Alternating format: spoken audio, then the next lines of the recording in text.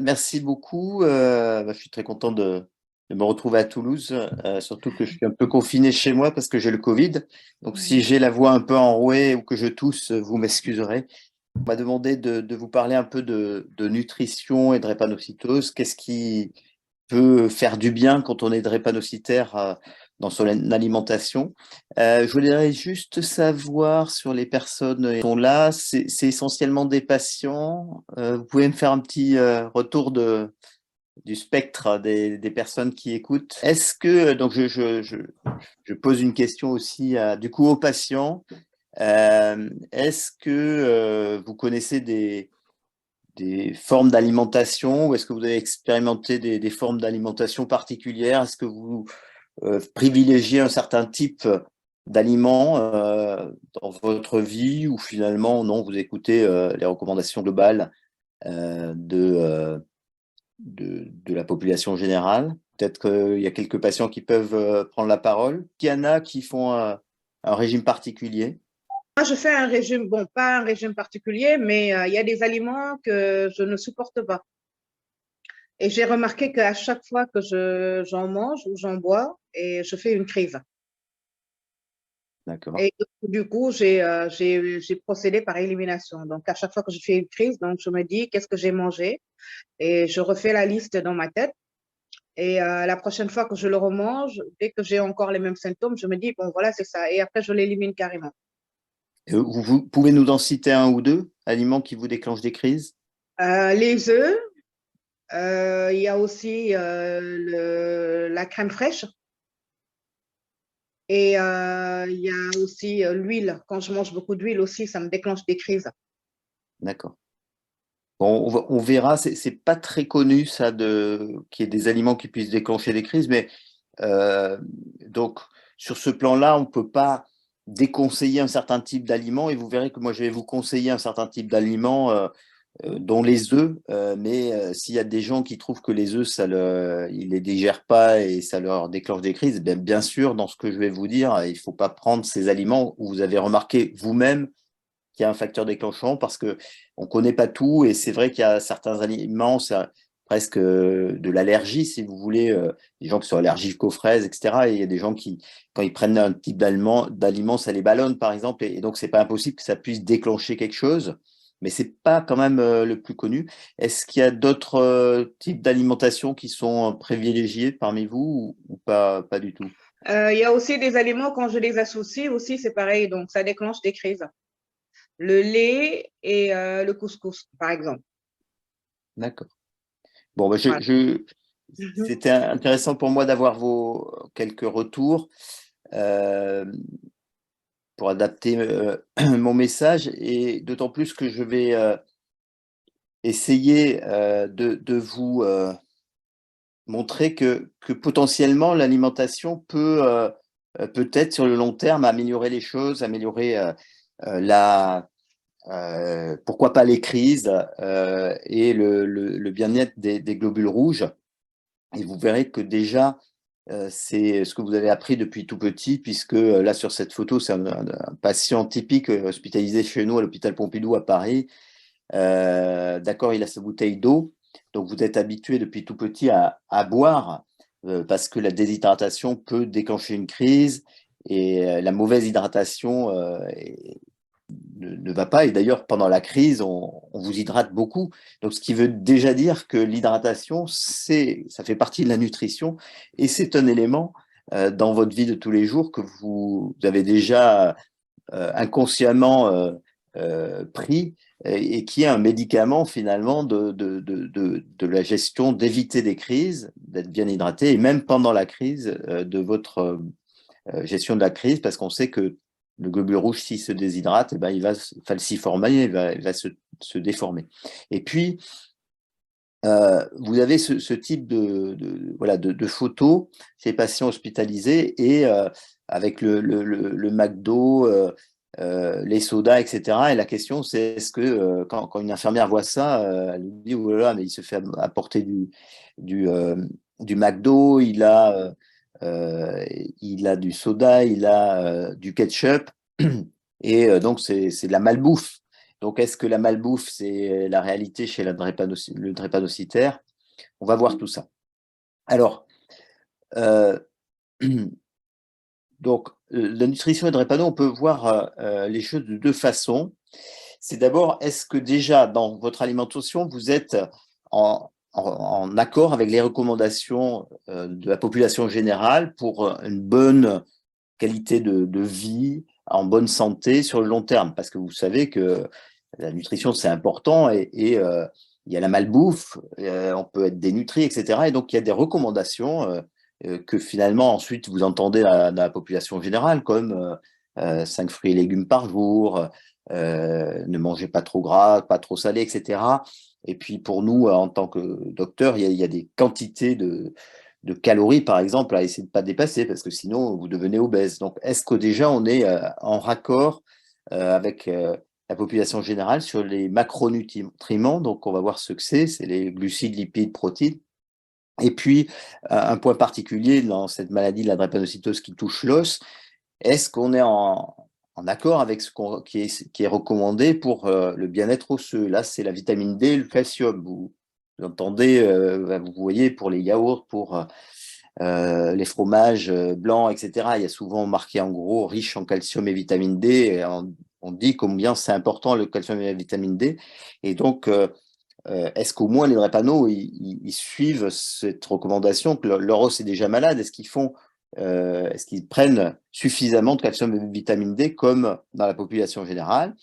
Et puis, un autre aspect, c'est déjà, est-ce que on est comme d'habitude, comme les autres, pour le bien-être jusque à long terme?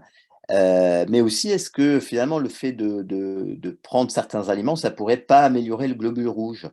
Et c'est le cas de certains micronutriments, on va le voir avec des, des antioxydants, notamment des vitamines, et c'est le cas de l'eau, encore, comme je vous l'ai dit. Alors, justement, cette biothérapie qui pourrait être amenée par l'alimentation, en bas à gauche, vous en avez déjà un exemple, c'est la vitamine B9, c'est les folates, et vous savez que les drépano, on leur donne systématiquement de la spéciafoline. Ben pourquoi? Parce que la spéciafoline, c'est une vitamine qu'on trouve dans les feuilles, dans les salades, mais en fait, ce qu'on mange quotidiennement, même si on apportait beaucoup de feuilles de salade à nos patients drépanocytaires, ça ne suffirait pas pour compenser la consommation que fait leur corps, et particulièrement la moelle osseuse, parce que quand les globules rouges se cassent, eh bien, la moelle osseuse, elle fabrique beaucoup de cellules pour remplacer les globules rouges. Et ça consomme du carburant. Et le carburant de la moelle osseuse, c'est cette fameuse vitamine B9, également la vitamine B12, mais en fait, ça, on en a de gros stocks, donc c'est pas trop le problème. Et la B9, on fait pas beaucoup de stocks, et donc l'apport avec les feuilles, les épinards, etc., dans l'alimentation normale, ça suffit pas à la nécessité de carburant. Et vous savez que votre moteur, si vous le laissez allumer sur le parking, eh ben, il va consommer de l'essence. Si vous appuyez à fond sur l'autoroute, vous allez consommer beaucoup d'essence. Et ben, c'est ça, l'essence de la moelle, c'est la B9. Et c'est pour ça que les patients drépanocytaires doivent prendre, qu'on est obligé de les supplémenter en spéciafoldine, donc en vitamine B9, parce que celle de l'alimentation n'est pas suffisante. Et d'ailleurs, ce qui se passe, c'est que si vous l'arrêtez chez un patient drépanocytaire, eh bien, au bout de 3 4 mois, ben, la moelle, elle n'a plus le carburant, donc elle va moins fonctionner, et donc vous allez aggraver l'anémie des patients. Donc voilà un exemple de nutrition finalement qu'on fait déjà. Et puis en haut, vous avez le globule rouge qui se déforme. Et donc l'hydratation du globule rouge, c'est très important avec l'eau, par exemple. Et puis il y a le zinc, on va en reparler, la L-glutamine qui est maintenant un médicament aux États-Unis. Et la L-glutamine, c'est un acide aminé qu'on trouve aussi dans l'alimentation, je vais vous dire où. Et on sait que ça rentre dans le globule rouge et ça l'améliore, ça évite qu'il se falciforme. Donc, vous voyez que des choses contenues dans l'alimentation peuvent améliorer le globule rouge. Et puis en bas, le globule rouge chez le drépanocytaire, il explose, c'est ce qu'on appelle l'hémolyse, et il libère plein de saloperies hein, qu'on appelle, qui sont notamment l'hémoglobine, c'est très oxydant. Ça s'oxyde et ça va oxyder le, le vaisseau. Et vous avez entendu parler forcément à la radio, on en parle beaucoup des antioxydants pour anti-âge, etc. Mais du coup, il faut savoir que dans la drépanocytose, il y a beaucoup d'oxydation à cause de cette hémolyse. Et donc, on se dit que peut-être les antioxydants sont intéressants. Alors, le zinc est un antioxydant, tiens, on le retrouve en haut et en bas. Et puis, la vitamine A, la vitamine C, que vous trouvez dans les fruits, la vitamine E, sont des bons antioxydants aussi. Et notamment la vitamine E, il y a certaines études qui ont été réalisées à large échelle chez les patients qui ont des problèmes d'infarctus du myocarde, par exemple, pour améliorer leur vaisseau. Donc, voilà des vitamines qui paraissent intéressantes chez le patient drépanocytaire, d'autant plus que ces vitamines A, C et E, quand on les dose chez les patients drépanocytaires, elles sont assez basses. Donc, c'est vraiment intéressant de mettre d'apporter des aliments avec ces antioxydants-là. Voilà, on va reparler un peu des macronutriments parce que je sais que ça vous intéresse et souvent les hommes notamment parce qu'ils se trouvent maigres. Et ce qui apporte les calories, c'est les glucides avec les pâtes, vous les avez ici, les protéines avec la viande et les lipides en bas avec l'huile, les poissons gras par exemple, les noix et autres. Donc, est-ce que les patients drépanocytaires, si vous, mangez peu de tous ces produits-là, eh bien, vous allez avoir un déficit d'apport en calories et du coup, vous allez maigrir et ça explique une certaine maigreur. Les patients drépanocytaires, globalement, n'ont pas ce déficit. Ils mangent à peu près comme tout le monde. Mais malgré tout, quand on regarde leur poids, c'est à droite ici, ça c'est des garçons, et ça c'est vous avez sur cette ligne les âges jusqu'à 22 ans, de la naissance à 22 ans. Là, c'est les garçons en pointillé SS versus les garçons euh, aux Amériques, des garçons qui sont pas drépanocytaires. Et vous voyez que les courbes, elles sont très très différentes, c'est-à-dire que ici c'est le poids à droite et à gauche c'est la taille. Vous voyez que le poids des SS à l'âge de 22 ans, il est très loin de ceux des Américains du même âge et qui ne sont pas drépanocytaires. À gauche, c'est la taille. Alors, ce que vous voyez, c'est qu'il y a un retard de taille, mais ce qui est intéressant, c'est qu'à l'âge adulte, la taille est rattrapée. Donc, c'est ce qu'on appelle un retard pubertaire. La puberté est décalée, mais par contre, la taille des hommes drépanocytaires est rattrapée, alors que le poids n'est pas rattrapé. Pour les femmes, vous voyez, c'est les mêmes courbes. Il y a un retard, mais c'est rattrapé. Donc, les femmes drépanocytaires sont aussi grandes que les femmes américaines non drépanocytaires. Par contre, le poids, il garde ici à droite un déficit de poids à l'âge adulte. Alors, on avait fait une étude moins importante que celle-ci dans notre service à Pompidou. Et vous voyez, retenez juste qu'on avait pris des contrôles de même âge et des patients drépanocytaires essentiellement homozygotes. Et vous voyez ici les femmes, les poids sont très très différents avec beaucoup moins de kilos chez les drépanocytaires par rapport au contrôle. Mais vous voyez que la taille est exactement la même, 1,64 m. Et puis chez l'homme, eh ben, on retrouve le fait que la taille est à peu près la même, et le poids est très nettement en dessous, hein. Vous voyez 64 kg versus 80 kg chez les contrôles. Donc clairement, il y a un déficit de poids chez nos malades. Alors on pourrait se dire, c'est parce qu'ils ne mangent pas assez en calories. C'est vrai finalement quand vous faites beaucoup de crises. Quand vous faites beaucoup de crises et que vous êtes hospitalisé, notamment que vous avez la morphine, vous n'avez pas faim, vous n'avez pas envie de manger, donc vous n'avez pas un apport calorique qui est très important. Mais à l'état basal, il y a des études qui ont montré que les patients drépanocytaires consomment à peu près la même quantité que des sujets ou des frères et sœurs qui vivent à côté d'eux. Mais en fait, ces apports, ce qu'on appelle les apports nutritionnels conseillés tous les jours, chez le patient drépanocytaire, il faudrait qu'il soit augmenté parce que en permanence, eh bien,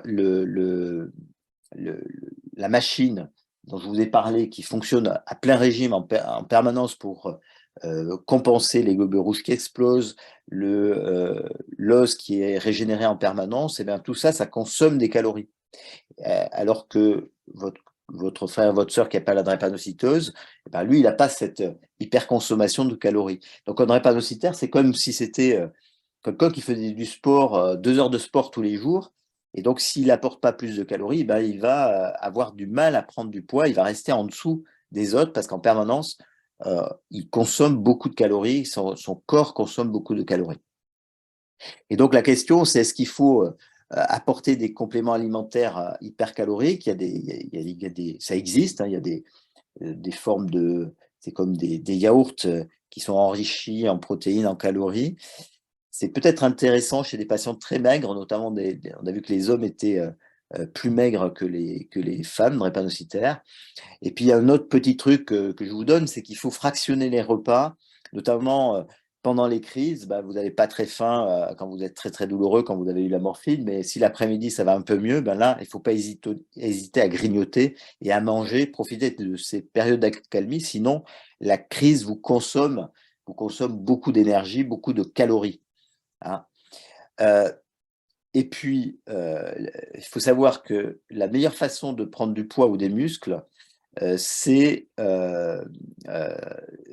alors attendez, parce que j'ai un volet qui me gêne. Voilà. Donc la meilleure façon de prendre du poids et des muscles, eh bien, c'est tout simplement de prendre l'hydroxyurée, donc on appelle l'INREA ou cyclos. Donc le traitement de fond de la drépanocytose, ça va calmer ce moteur qui est en permanence allumé et hyperactivé, donc vous allez moins consommer de calories, et c'est assez impressionnant. On voit des patients qui étaient maigres, des hommes notamment qui se plaignaient d'être maigres, de ne pas avoir de musculature alors qu'ils essayaient de faire la muscu régulièrement. Eh bien, ils prennent leur traitement cyclos ou Hydrea et au bout de quelques mois, ils prennent 1, 2, 3, parfois 10 kilos.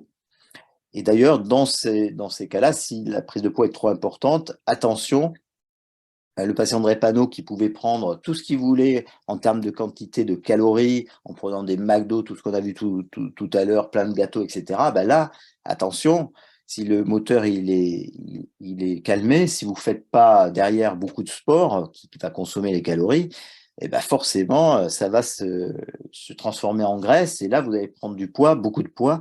Et donc là, attention, autant vous pouvez consommer pas mal de trucs quand vous avez un poids très bas, mais quand ça augmente, notamment sous traitement, c'est pas le médicament qui fait grossir, c'est juste que ça améliore la maladie et du coup, vous allez moins consommer les calories.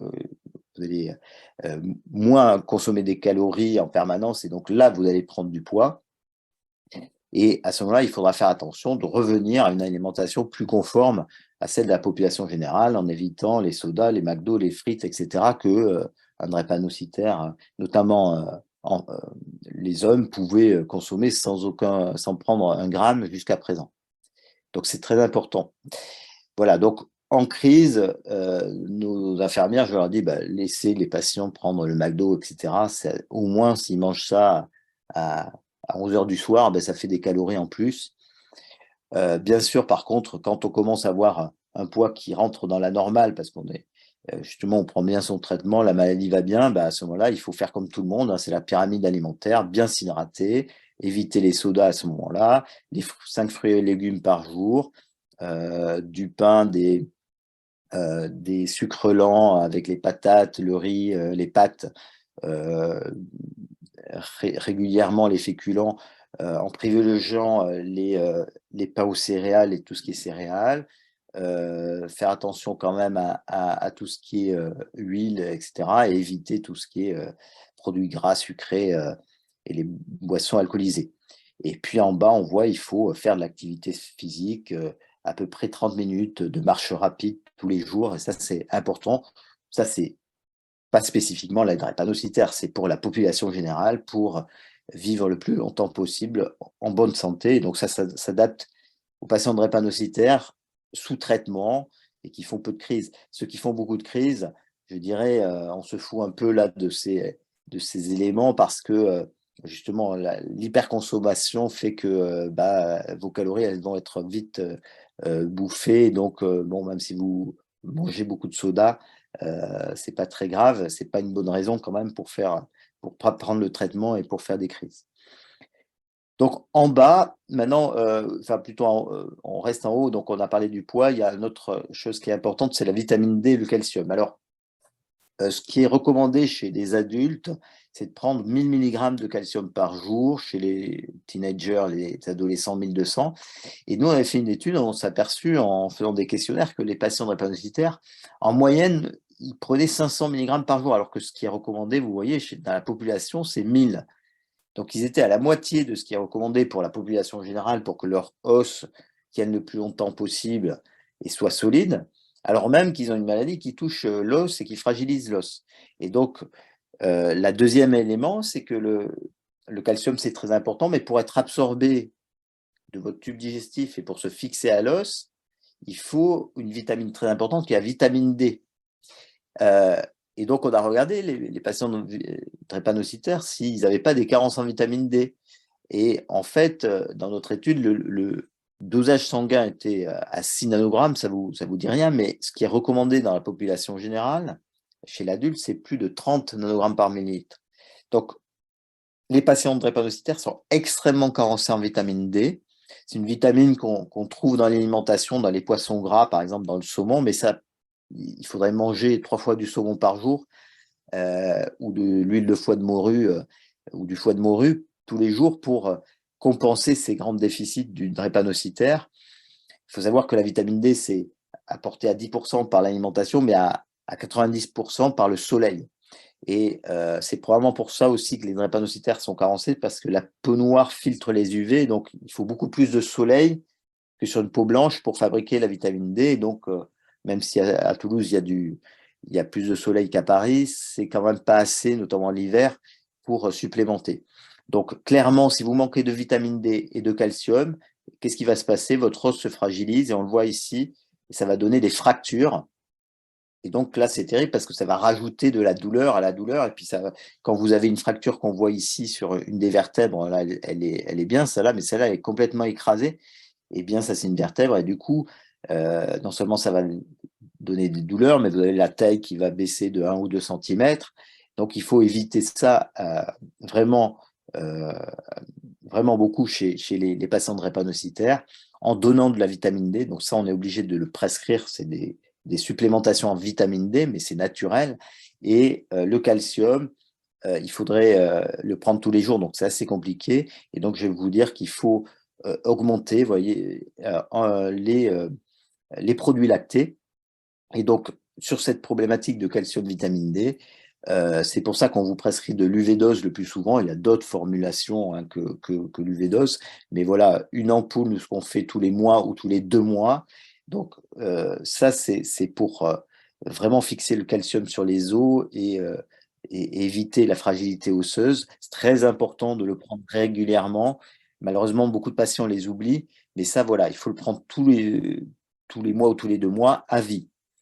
Et deuxièmement, pour l'apport quotidien en calcium, soit vous n'arrivez pas du tout à prendre aucun produit où il y a du calcium, et à ce moment-là, il faut en parler à votre docteur, comme ça il vous prescrira des pastilles de comprimés à sucer où il y a du calcium, parce que c'est très important d'arriver à être à ces 1000 mg par jour.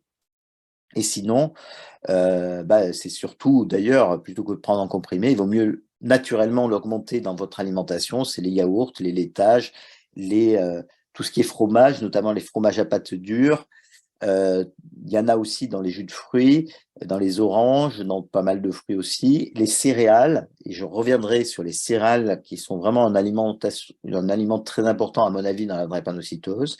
Et puis, vous avez aussi du calcium dans les eaux minérales. Et il y en a qui sont plus minéralisées que d'autres.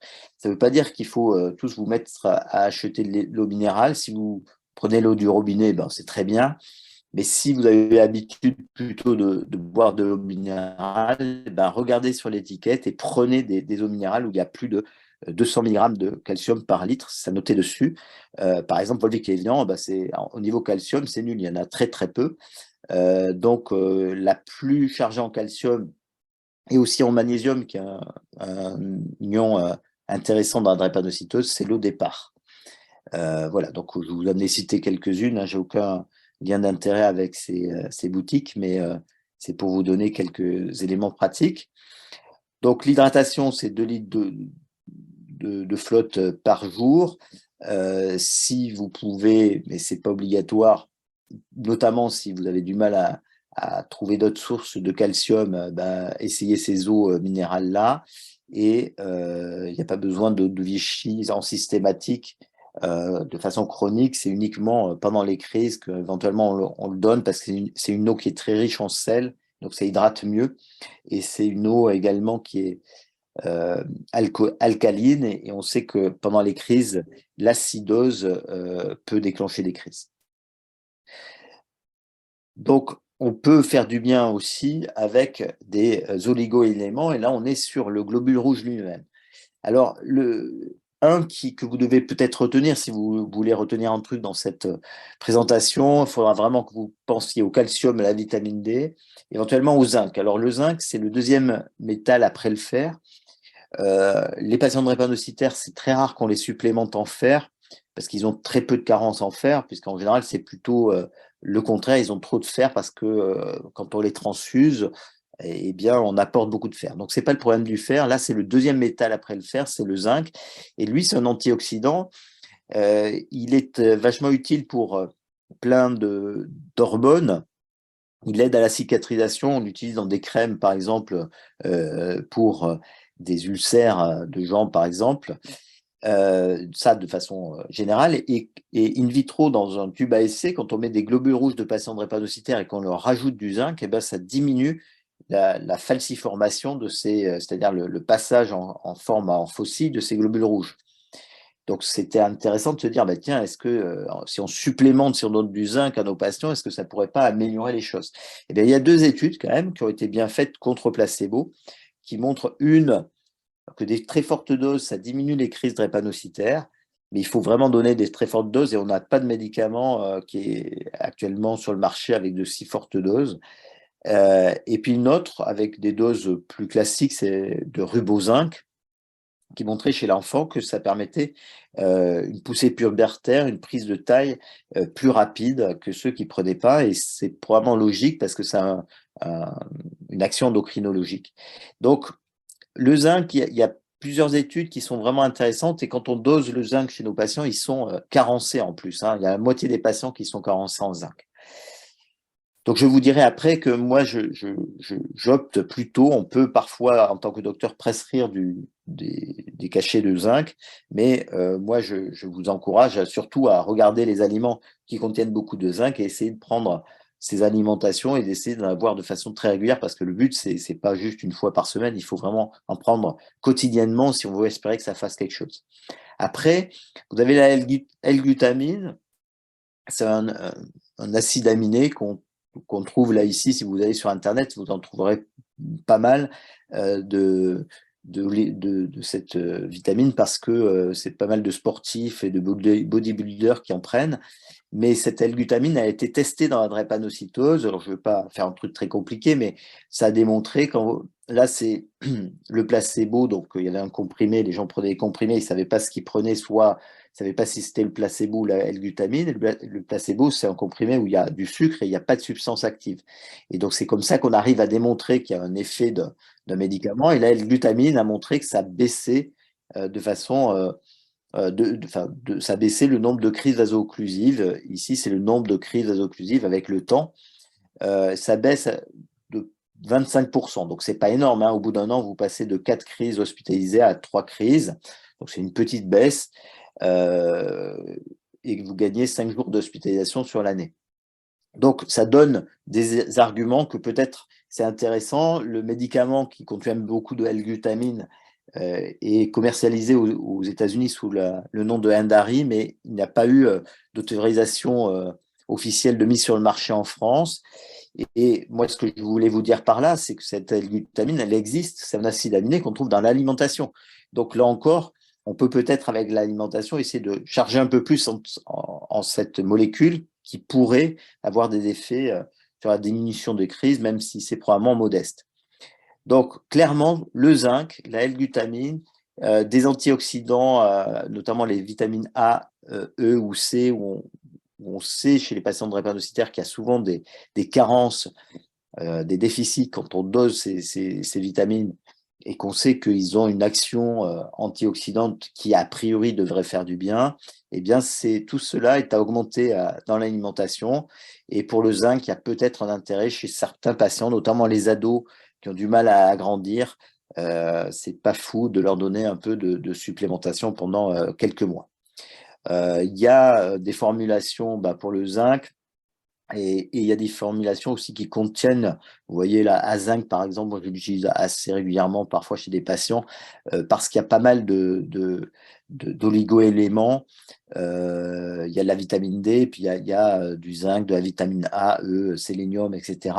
Et c'est souvent des oligo-éléments dont les patients sont carencés, mais ça ne veut pas dire qu'il faut absolument prendre ces suppléments. C'est justement parce que je voulais vous apporter quelques éléments avant de conclure pour vous dire qu'il y a des données scientifiques pour penser que ces nutriments-là peuvent être intéressants, diminuer la falciformation in vitro et même parfois avec le zinc, on a vu des essais qui montraient une preuve d'efficacité. Donc, si je veux résumer sur ce schéma, qu'est-ce qui peut faire du bien à nos patients drépanocytaires? La boisson abondante, très clairement, les eaux riches en calcium et en magnésium, parce que le magnésium peut diminuer potentiellement peut-être les crises, on n'en est pas sûr, mais il y a quelques données qui pourraient aller dans ce sens. Et le calcium, c'est pas tellement que ça peut diminuer les crises, mais c'est que il y a un gros déficit de prise de calcium et c'est très important pour la qualité de votre os quand vous aurez 40, 50 ans. Sinon, vous allez avoir une ostéoporose terrible et vous allez casser les os. Il faut donc aussi apporter de la vitamine D et là, c'est pas l'alimentation. Il faut vraiment qu'on vous prescrive l'UV-dose ou d'autres types de vitamine D. Et pour les oligo-éléments qui peuvent vraiment peut-être faire du bien aux globules rouges, les zinc et les antioxydants, eh bien, voici les aliments qui en contiennent. œufs, vous voyez, zinc, vitamine E, A, L-glutamine. Donc les œufs, moi j'aurais tendance à recommander, bien sûr, comme la dame tout à l'heure, si vous ne les supportez pas, vous n'allez pas les prendre et vous forcer. Là où j'insiste beaucoup, c'est les fruits secs. Les noix sont l'aliment qui a probablement le plus d'antioxydants et le plus de zinc. Donc vraiment, allez-y sur les noix. Il faudrait, à mon avis, que chaque drépanocytaire prenne une poignée de fruits secs tous les jours au petit déjeuner. Voilà, ça contient beaucoup de choses. Ça contient du calcium aussi, dont je vous ai dit que les drépanocytaires en consomment pas assez. Les produits laitiers, ça c'est plutôt pour le calcium, mais il y a aussi du zinc, de la L-glutamine. Les pains complets, les céréales complètes, ça c'est important, il y a du zinc aussi, donc tous ces pains aux céréales, quitte à consommer du pain, prenez plutôt du pain aux céréales. Viande rouge, il y a du zinc. Le chocolat, vous pouvez y aller, il y a du zinc, du magnésium et de la vitamine E. Et les fruits, dans les fruits, tous les fruits contiennent pas mal de vitamine C et d'antioxydants. Et ce qui contient le plus de choses intéressantes, c'est les avocats. Donc, dans votre alimentation, essayez de manger régulièrement des avocats, ça se trouve quand même assez facilement. Voilà ce que je voulais vous dire. Et puis, je me tiens à disposition pour vos questions, bien sûr.